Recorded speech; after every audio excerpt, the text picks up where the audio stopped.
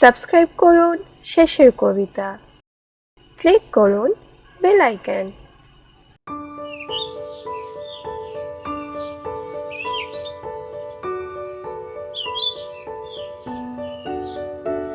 মা, আমি আসছি।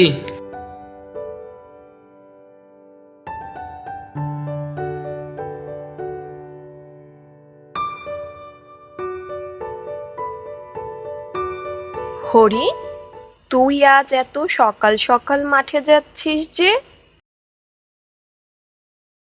আসলে মা, এইবার মাঠের ধানগুলো নিয়ে একটু চিন্তায় আছি, ঠিক মতো হবে কিনা। সব ঠিক হবে। এই চিন্তায় চিন্তায় তো তুই রাতে ঠিক মতো ঘুমাসও না। আসলে মা, ধান যদি ঠিক মতো না হয় তাহলে যে খুব সমস্যায় পড়ে যাব। মাসের শেষে ছোটনকে যে টাকাও পাঠাতে হবে।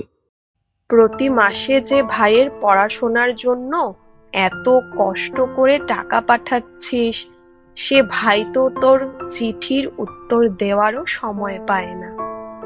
মা, ছোটন শহরে গেছে ডাক্তারি পড়তে, পড়াশোনার এত চাপ, হয়তো সময় পাচ্ছে না। তুই এখনো বুঝলি না, ও আর আগের ছোট নেই। মা, তুমি শুধু শুধু ভুল বুঝছো। দেখো, 1-2 দিনের মধ্যেই ছোটনের চিঠি আসবে। তোর কথাই যেন সত্যি হয়। মা, আমার দেরি হয়ে যাচ্ছে, আমি এখন আসি। হ্যাঁ, আয়।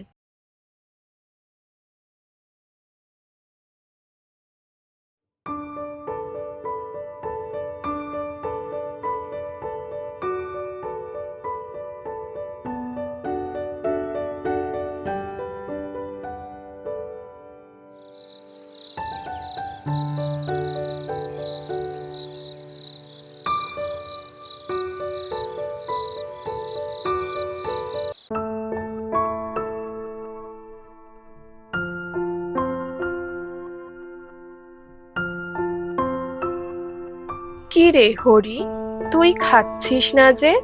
শরীর খারাপ লাগছে? না মা, আমি ঠিক আছি। তাহলে এভাবে খাবার সামনে নিয়ে বসে আছিস? মা, আজ 1 মাস হয়ে গেল। ও, বুঝেছি। আমি তো তোকে আগেই বলেছিলাম, ছোট না আর আগের মতো নেই। তুমি ঠিকই বলেছ মা। আমি ভেবেছিলাম ছোটন শহরে পড়াশোনা করে বড় ডাক্তার হবে, তারপর গ্রামে এসে গ্রামের মানুষের চিকিৎসা করবে। কিন্তু কিন্তু তার কিছুই হবে না। তুই নিজে পড়াশোনা না করে সারাদিন মাঠে চাষ করে যে ভাইকে এত পড়াশোনা শিখালি, সে আজ হয়তো বড় ডাক্তার হয়েছে, কিন্তু কিন্তু মানুষ হয়নি। ছোটনকে আমি মানুষ করতে পারলাম না মা। তুই মন খারাপ করিস না বাবা। তোর বাবা মারা যাওয়ার পর তুই একা এই সংসারটাকে টেনে নিয়ে যাচ্ছিস। নিজে পড়াশোনা না করে ভাইকে পড়িয়েছিস।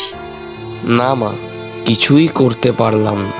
ছোট ভাইটাকেও মানুষ করতে পারলাম না। মন খারাপ করিস না বাবা। ভাইয়ের কথা অনেক ভেবেছিস, এবার থেকে নিজের কথা ভাব। হ্যাঁ মা, তুমি খেয়েছো? না রে, তুই আগে খেয়ে নে, তারপর খাবো। মা, তুমি খাবার নিয়ে নাও, আজ দুইজন একসাথে খাই। ঠিক আছে, তুই খাওয়া শুরু কর, আমি আমার খাবার নিয়ে আসছি।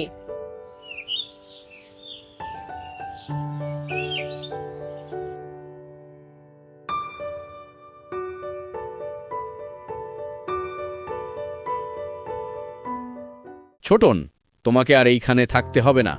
তুমি এই মুহূর্তে এখান থেকে চলে যাও। কিন্তু স্যার, আমি তোমার কোনো কথা শুনতে চাই না। আজ তোমার ভুলের জন্য একজন রোগীর এত মারাত্মক অবস্থা। তোমাকে এইখানে রাখলে বিপদ আরো বাড়বে। স্যার, আমার কথাটা একবার শুনুন। আমি কিচ্ছু শুনতে চাই না। তুমি এই মুহূর্তে চলে যাও।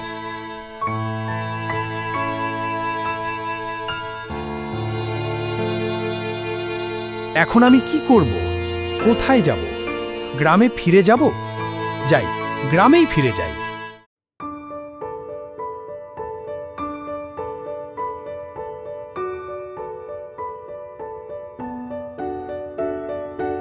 মা, দাদা, ছোটন,